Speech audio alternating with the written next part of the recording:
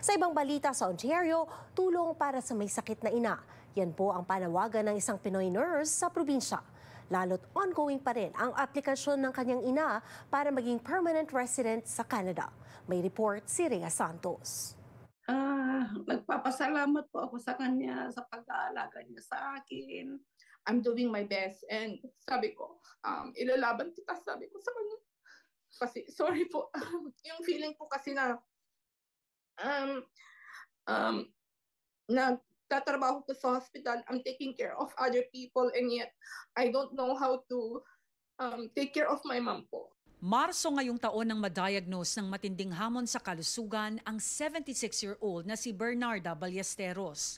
Ina ng matagal ng nurse sa Ontario na si Jovelyn Ballesteros. Naka-super visa ang nanay ni Jovi. Nabunot ang aplikasyon sa Parent-Grandparent Program kaya ongoing ang PR application. Ang sabi po nga ng doctor is suspected like either pancreas or biliary duct cancer. Kasi nga po may tumor na daw po doon sa may ampulla of bladder ng nanay ko, which causes obstruction doon sa my bile.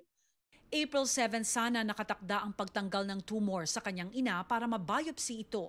Pero dahil wala pang sagot ang insurance na kinuha para sa ina na naka-super visa, ipinagpaliban muna ito.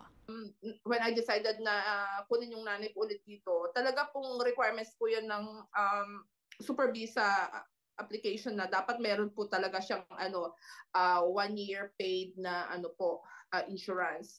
Dahil nga po may insurance din po si nanay, nakiki-coordinate din po ako sa kanila. So ngayon po na-stuck kami doon sa bills ng nanay ko. Estimated bills po kasi niya is roughly about 58,487 po. Na-stuck kami ng nanay ko and as days go by, nagsasuffer yung nanay ko po. Isang GoFundMe ang sinimulan para sa inaasahang medical expenses ni Bernarda. Umaasa na di man magandang balita ang makuha sa insurance, makakayanan pa ni Jovi na ipagamot ang ina. Bukod sa hinaharap na medical bills, inaasikaso rin ni Jovi ang PR application ng kanyang ina. Kapag nagbago ang kanilang estado medically, anything that could render them inadmissible to Canada needs to be disclosed. Ngayong 2025, $27,162 kada taon ang excessive demand threshold.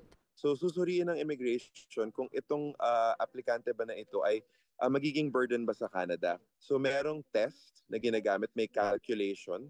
At usually kung yung condition mo ay continuing, number one, at kung umaabot annually, over 28,000 yung gastusin, on average kasi yun yung threshold ng average Canadian citizen, yun yung gastusin ng gobyerno. Kapag sumobra doon, pwede ka ma-render as medically inadmissible to Canada. Pero meron pa rin mga mitigation methods. Para sa mga gustong magbigay ng tulong kay Bernarda Ballesteros, hanapin lamang ang GoFundMe account na ito. Sa Diyos na lang ako kumagapit, ma'am. Laban po hanggang sa huli. Okay, thank you for the work that you do as a nurse there in Rhea Santos, Omni News, Vancouver.